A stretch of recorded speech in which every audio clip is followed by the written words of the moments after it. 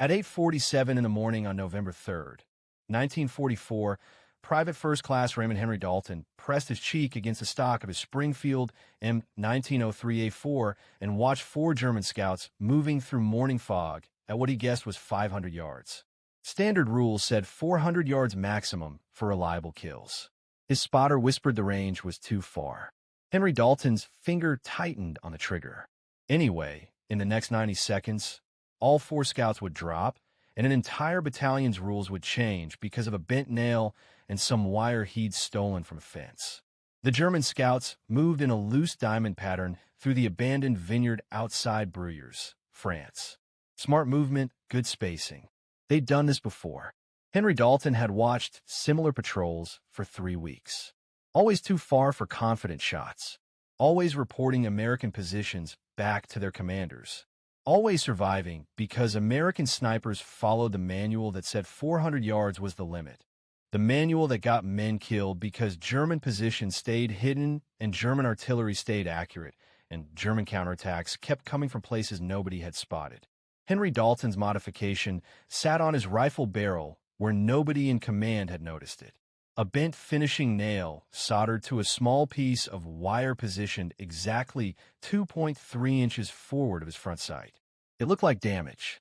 It looked like something that should have been filed off in the armory. It had taken him 11 tries to get the angle right, working by flashlight in a barn while his squad slept. The nail created a reference point that let him judge distance and hold over without math, without charts, without the complicated mil-dot calculations that work fine on a range, but failed when your hands shook and your breath fogged and men were dying. Raymond Henry Dalton grew up in Gary, Indiana, where the steel mills painted the sky orange at night and covered everything in a fine layer of rust-colored dust. His father ran a punch press at U.S. Steel. His uncle worked the blast furnaces. Raymond started in the mills at 16, summer work that turned permanent when his father's back gave out. He operated a precision grinder, shaping steel parts to tolerances measured in thousandths of an inch. 8 hours a day of visual measurement, of judging distances between cutting wheel and metal by eye, of making tiny adjustments that meant the difference between a part that fit and a part that got scrapped. He learned to shoot on his uncle's farm outside Valparaiso, an old Winchester lever action that kicked hard and shot low. His uncle never had money for new sights, so Raymond learned to hold over, to judge where the bullet would go by instinct rather than equipment. By 17, he could hit fence posts at 300 yards, calling his shots before the bullet landed. Adjusting for wind, he felt more than calculated. His uncle called it a gift. Raymond called it the same skill as the grinder work, seeing distances, making adjustments, trusting your eye. The Army drafted him in January 1943. Basic training at Camp Croft, South Carolina, where he qualified expert with the M1 Garand and caught the attention of a sergeant who'd been a competitive shooter before the war. The sergeant watched Henry Dalton shoot and saw something. The way he judged distance without asking, the way he called wind nobody else noticed, the way he made small adjustments between shots that looked instinctive but were actually precise. 6 weeks later, Henry Dalton was in sniper school at Camp Perry, Ohio, learning the doctrine, learning the manual, learning that 400 yards was maximum effective range for the Springfield because that's what the chart said. He questioned it once, got told the ballistics were settled science, the doctrine was proven, and privates didn't rewrite manuals. So he learned to shoot out to 400 yards and learned to let targets beyond that range walk away. He learned, but he didn't agree. The rifle could shoot farther. The scope could see farther. Only the doctrine said stop. Henry Dalton arrived in France in September 1944, attached to the 36th Infantry Division, pushing toward the Vosges Mountains. His first week, he watched a German machine gun team set up at 520 yards. Too far for doctrine. He reported the position. Artillery was busy elsewhere. The machine gun opened up 20 minutes later and killed 6 men from B Company, including a sergeant from Chicago named Eddie Jack Merritt, who'd shared his last cigarette with Henry Dalton the night before. Jack Merritt bled out in a crater while the machine gun team packed up and moved, untouched, because they'd set up 120 yards beyond effective range. 3 days later, A German forward observer established position in a church steeple at approximately 480 yards. Henry Dalton's spotter, a corporal named Vincent Chun from San Francisco, ranged it with binoculars and shook his head. Too far. Within 20 minutes, German artillery bracketed their company position with devastating accuracy.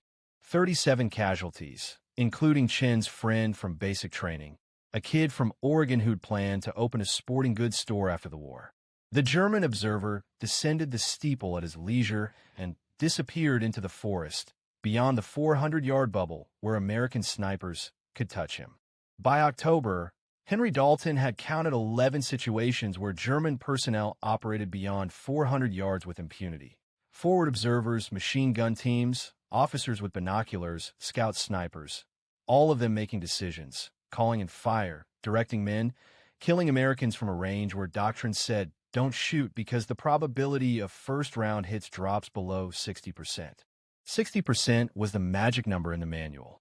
Below 60%, you're wasting ammunition and giving away your position. Above 60%, you're an effective weapon system. The manual didn't account for what happened when you let the enemy operate freely, didn't calculate the cost of observers who lived to call artillery, didn't measure the value of disruption, of making the enemy uncertain, of forcing them closer where other weapons could engage them.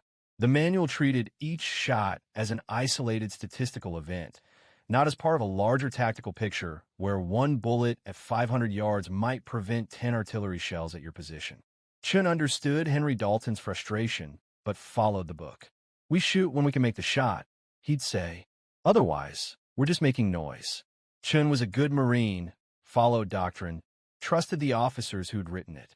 He died on October 27th when German artillery, called in by an observer Henry Dalton, could see at 450 yards but couldn't engage by doctrine, landed a shell directly in their position. Chun took shrapnel through the chest and lasted 4 minutes. His last words were asking Henry Dalton to write his mother and tell her he'd been brave. Henry Dalton wrote the letter that night. Then he started bending nails. The idea came from a steel mill. When you're grinding a part and need to hit a specific depth, you don't measure every pass. You set up a reference point, a scratch mark, a piece of tape, a bent piece of wire that tells you instantly when you're at the right position. Visual reference instead of mathematical calculation.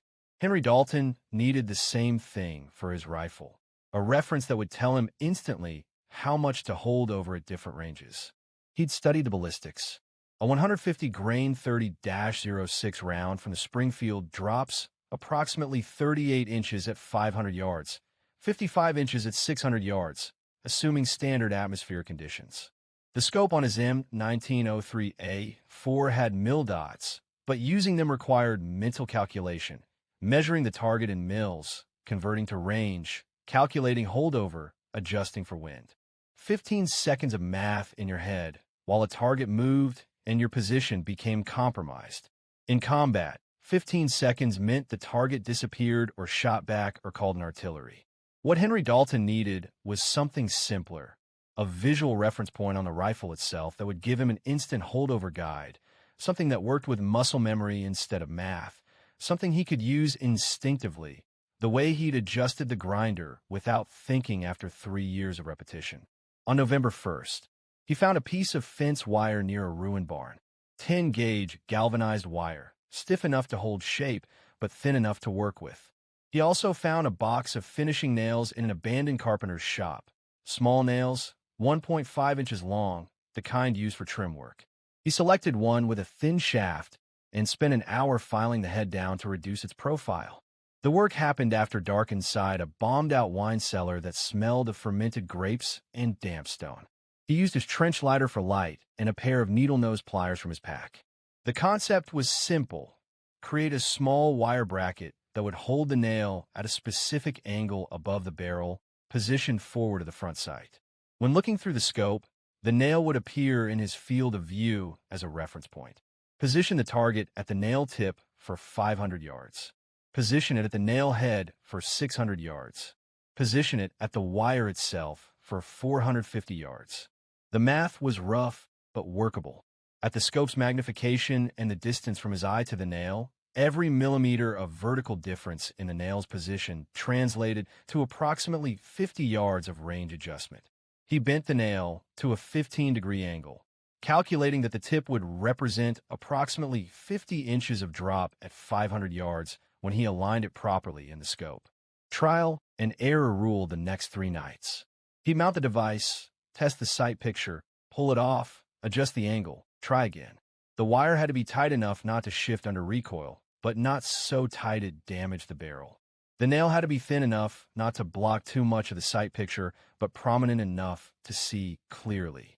The angle had to be consistent when viewed through the scope at different ranges. On the 4th attempt, he soldered the nail to the wire using a small torch he'd borrowed from a tank mechanic. The solder joint had to be strong enough to survive recoil, but small enough not to add weight that would affect barrel harmonics. He wrapped the wire bracket around the barrel 2.3 inches forward of the front sight, leaving the ends twisted together beneath the barrel where they wouldn't interfere with the shooting position.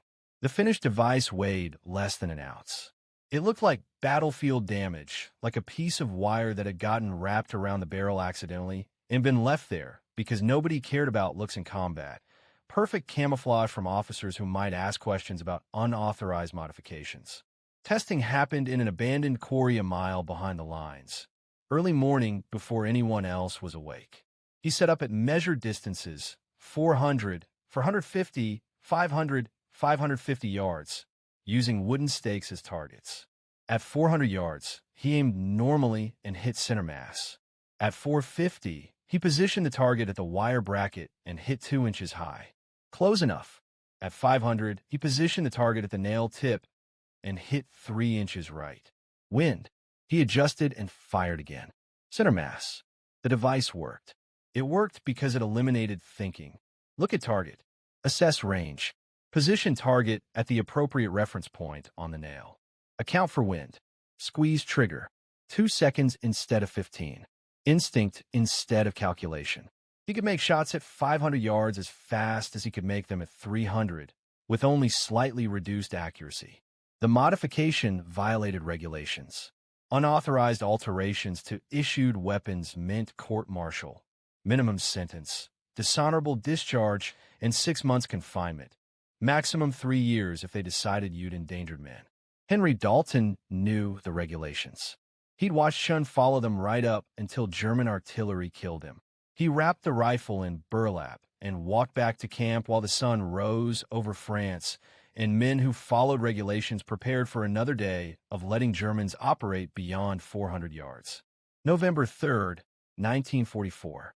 The 36th Infantry Division held positions outside Bruyères, preparing for the push deeper into the Vosges. Henry Dalton and his new spotter, a replacement from Texas named Holland, occupied a hide site in a partially collapsed barn overlooking abandoned vineyards. Holland had been with the unit for 5 days, knew the doctrine, trusted the manual. Henry Dalton hadn't told him about the nail. Morning fog reduced visibility to 600 yards, gray mist rolling through the vineyard rows like smoke. Henry Dalton watched through his scope, scanning for movement, knowing German scouts would use the fog for cover. They'd been probing American positions for 3 days, trying to identify weak points for an expected counterattack. Each scout that escaped meant better German intelligence, meant more accurate artillery, meant more American casualties. 8:45 a.m. movement at approximately 500 yards. For figures emerging from the fog line, moving in tactical formation through the vineyard. Germans. Henry Dalton could see their field gray uniforms and coal scuttle helmets clearly in the scope. Holland ranged them with binoculars. 500 yards, maybe 520, Holland whispered. Too far. Wait for them to close. Henry Dalton settled behind the rifle. The scouts moved deliberately, checking sight lines, studying American positions, clearly experienced men who understood terrain. They carried binoculars and map cases, officers or senior scouts, valuable targets. If they reported back, American positions would be compromised. If they lived, men would die. Standard doctrine, wait, let them move closer. Take the high percentage shot at 350 yards when they reach the creek bed. The safe shot, the manual shot, The shot that let them observe American positions for another 4 minutes and gain information that would kill soldiers tonight.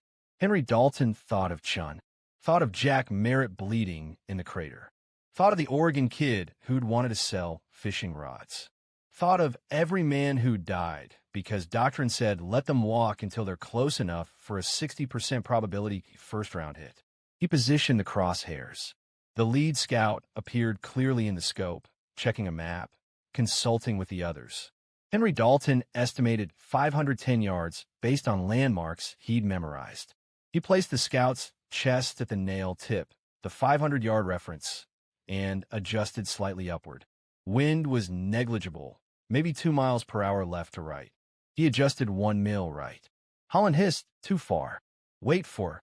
Henry Dalton squeezed the trigger. The Springfield bucked. The sound rolled across the vineyard. The lead scout dropped like someone had cut his strings, dead before he hit the ground. The other 3 scattered instantly. Professional reaction, moving to separate positions in the vineyard rows. Good training. Wouldn't save them. Henry Dalton worked the bolt, found a second scout moving left, approximately 505 yards now. Positioned him at the nail tip, adjusted for his movement, squeezed. The scout stumbled and fell. Didn't move again. The third scout made the mistake of stopping behind a vine post, thinking it provided cover. It concealed him from view, but not from bullets. Henry Dalton ranged him at 515 yards. Nail tip, slight upward adjustment. The shot took 4 seconds to set up. The bullet passed through the vine post and the scout behind it. The fourth scout ran. Smart move. Wrong direction. He broke toward the fog line, making for cover, presenting his back at approximately 520 yards. Moving target, maximum range for Henry Dalton's system. He led the scout by 2 mils, positioned the nail, controlled his breathing, pressed the trigger during the natural pause between heartbeats. The scout's legs went out from under him. He tumbled into the vines and didn't get up. 90 seconds. 4 shots. 4 hits. 500-yard average. All of them dead. Holland stared through the binoculars. Jesus Christ. What did you just do? Henry Dalton worked the bolt, ejecting the last spent casing. Kept them from calling artillery on our position tonight. That's over 500 yards. Manual says let them observe us and report back. I don't follow that manual anymore. Holland lowered the binoculars slowly, studying Henry Dalton like he'd just spoken Chinese. How did you range that? I didn't see you use the mil dots. Henry Dalton pointed at the bent nail on his barrel. Reference point, like a gun sight, but for holdover. Took me 4 tries to get it right. Holland stared at the crude modification. That's unauthorized. That's court-martial. So, is letting Germans kill our guys because we're too scared to shoot past 400 yards. Henry Dalton started packing his equipment. You want to report it? Report it. I'll keep using it until they take my rifle. Holland said nothing. But that afternoon, Henry Dalton saw him talking quietly with another sniper, both of them glancing toward the rifle, toward the bent nail that shouldn't exist but had just dropped 4 Germans at impossible range. By evening, 3 snipers in the 36th Division knew about the nail. By morning, 7 knew. Nobody reported it. Nobody asked for authorization. They just started asking Henry Dalton questions. How do you position it? How do you calculate the angle? What gauge wire? What kind of nail? How do you account for different bullet weights? How do you adjust for altitude? The questions came in quiet conversations, in moments when officers weren't watching, in the careful way enlisted men share, forbidden knowledge that saves lives. Henry Dalton showed them, not because he wanted recognition, but because men were dying within sight of targets they couldn't engage. He spent an evening with a corporal from Utah, teaching him how to bend the nail, how to position the wire, how to test the sight picture. The corporal made his own version that night, slightly different design. He used a horseshoe nail and heavier wire, but the same principle. Visual reference for extended range. A sergeant from Brooklyn heard about it and approached Henry Dalton during breakfast. This nail thing, it really work? Henry Dalton showed him the 4 German positions in the vineyard, pointed out the ranges with a map. The sergeant studied the distances and went quiet. That afternoon, He was working on his own rifle with wire from a field telephone and a nail from an ammunition crate. No official documentation existed. No engineering approval, no armor inspection, just whispered conversations between snipers who were tired of watching Germans operate freely beyond 400 yards. The modification spread through the 36th Division like rumor, each man making small adjustments to the design, each one testing it on ranges and improvised courses before trusting it in combat. By November 10th, an estimated 15 to 20 snipers in the division used some version of the bent-nail system. Officers didn't notice or didn't care. The snipers kept their rifles clean, followed orders, made their shots. The nail was small enough, crude enough, that it looked like battlefield debris. Only another sniper would recognize it as modification, and snipers weren't telling. The effects showed in the statistics. German patrols that had operated confidently at 450 yards started dying. Forward observers who'd felt safe in distant positions started taking fire. Machine gun teams that set up beyond 400 yards found American bullets arriving from ranges they thought were impossible. A lieutenant with the 143rd Infantry Regiment, a former engineer who understood ballistics, noticed the pattern. He pulled Henry Dalton aside on November 13th. "Your sector, we're getting confirmed kills at 500-plus yards. 3 weeks ago, nobody was shooting past 400. What changed?" "Motivation," Henry Dalton said. "Lost a good spotter to artillery that we couldn't stop because doctrine says don't shoot." "But how are you making shots?" "The math doesn't." The lieutenant stopped, noticing the nail for the first time. He leaned closer, studying it. That's a range reference. Visual holdover guide." "Yes, sir." "That's unauthorized modification." "Yes, sir." The lieutenant looked at the nail for a long moment, looked at Henry Dalton, looked at the map showing German casualties in the sector. "I didn't see anything," he said finally. "But if I get asked why our sniper effectiveness suddenly jumped 40%, what do I say? Say we got motivated after Corporal Chun died." The lieutenant nodded slowly. "Chun, good Marine. Shame what happened."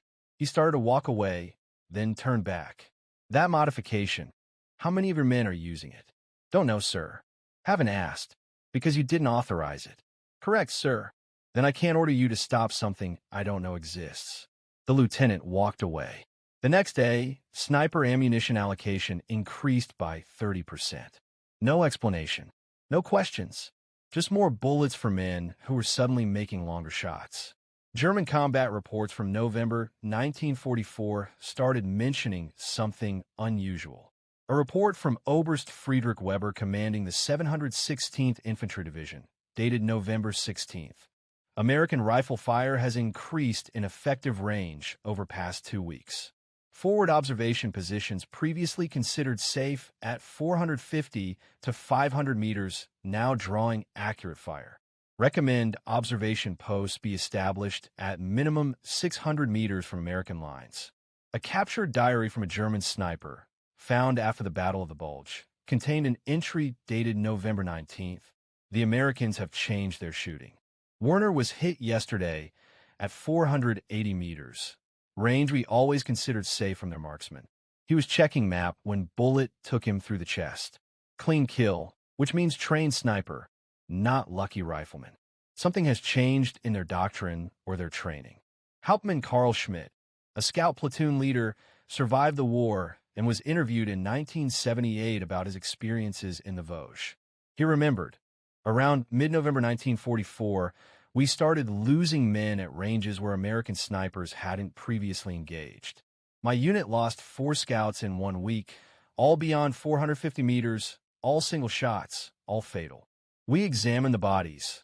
Entry wounds suggested 30-06 Springfield rounds, standard American sniper ammunition, but the range was outside their normal engagement envelope. We assumed they had received new scopes or new training. We never discovered the actual reason. German intelligence attempted to capture an American sniper rifle to examine for modifications. On November 22nd, a patrol specifically targeted an American sniper position, overran it during a local counterattack, and recovered the shooter Springfield. The rifle appeared standard except for what the intelligence report described as damage to barrel. piece of wire and bent nail wrapped around barrel forward of front sight. Appears to be battlefield debris or improvised repair. The rifle went to a German weapons specialist who test-fired it at various ranges. The report concluded, no mechanical advantage identified. Improvised wire attachment appears non-functional. Rifle performs within expected parameters for American Springfield M1903. American improvement in long-range accuracy likely due to improved training or higher quality ammunition batches. They'd examined it and missed it.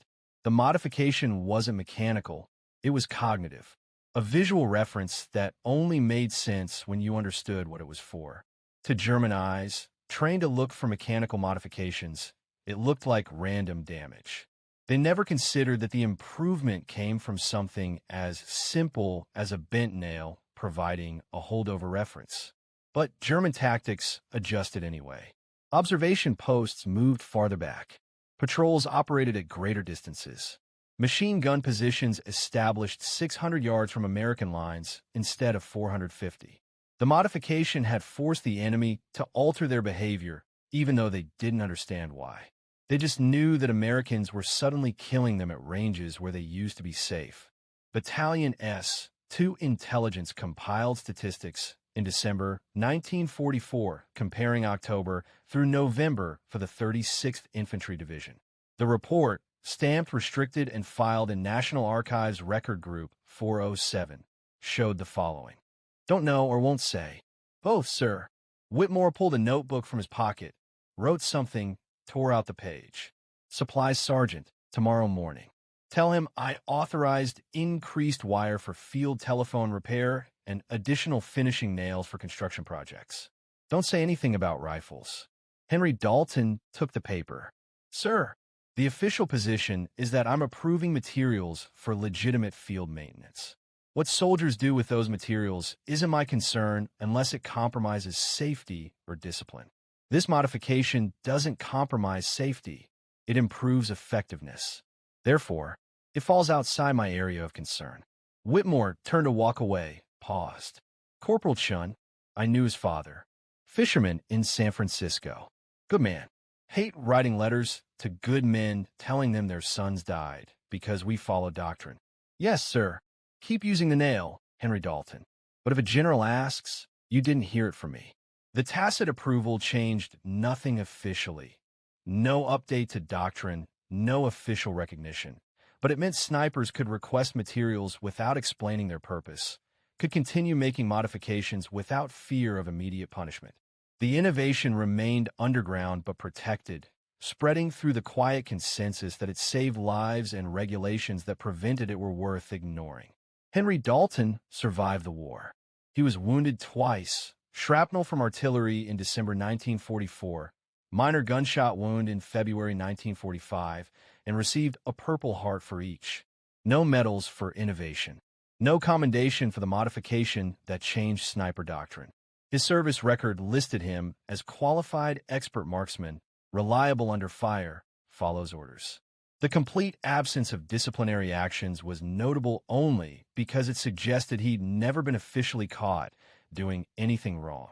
He mustered out in November 1945 at Fort Dix, New Jersey, with the rank of sergeant and a combat infantryman badge. The Army kept his rifle, standard procedure. Weapons remained government property. Henry Dalton walked out of Fort Dix with a duffel bag, a train ticket to Gary, and no intention of discussing the war. He returned to the steel mills. U.S. Steel hired him back at his old position, operating the precision grinder, making parts measured in thousandths of an inch. He married a woman named Dorothy from Hammond in 1947. They had 3 children.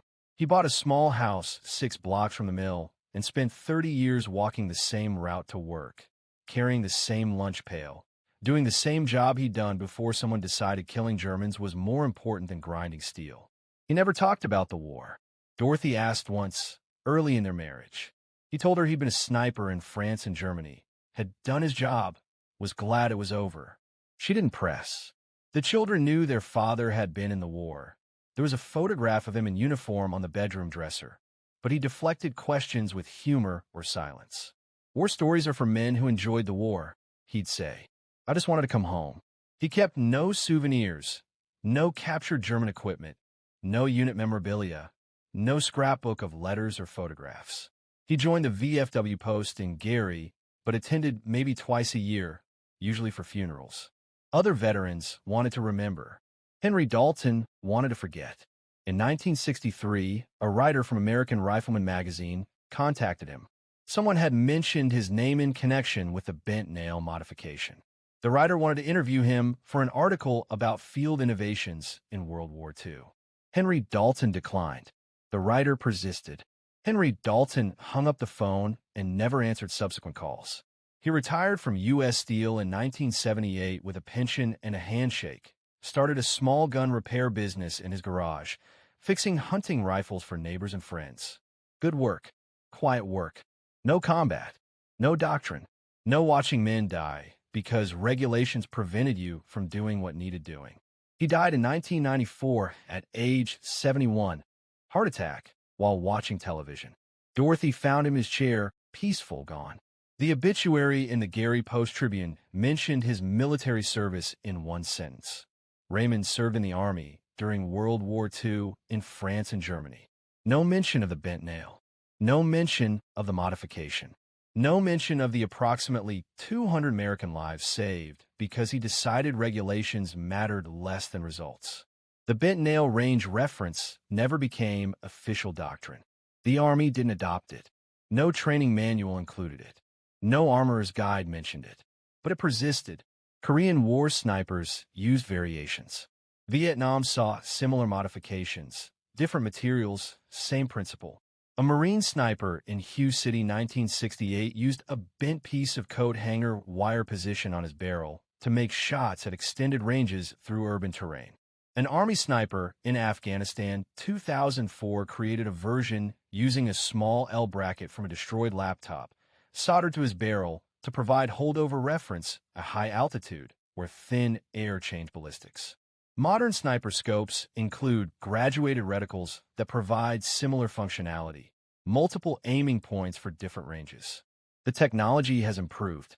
The principle remains: give the shooter a visual reference that eliminates calculation and enables instinctive shooting at extended range.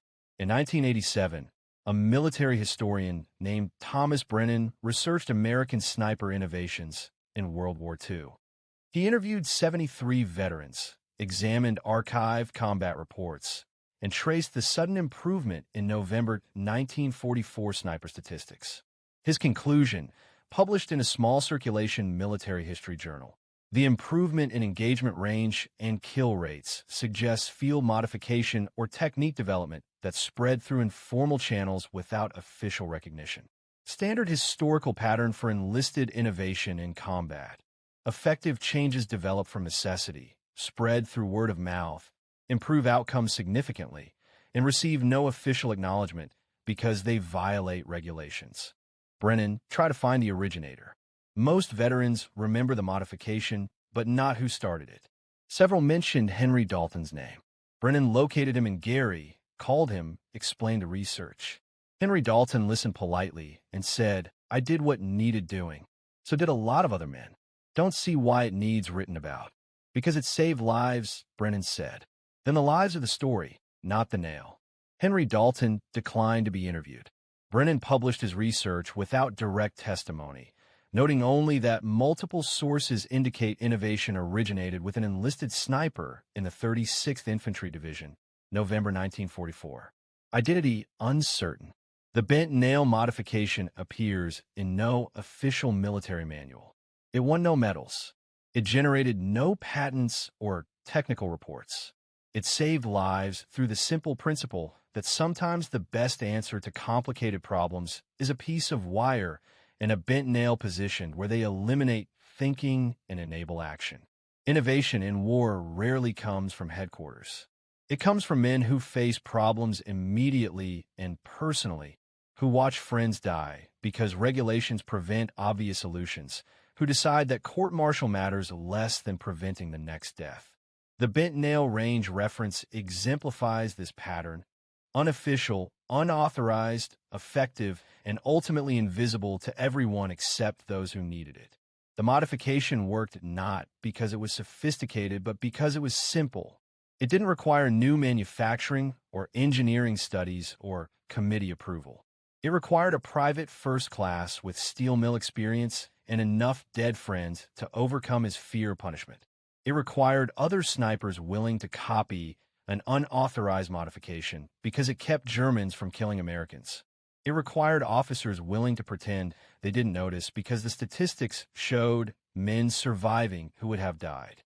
This is how actual change happens in combat.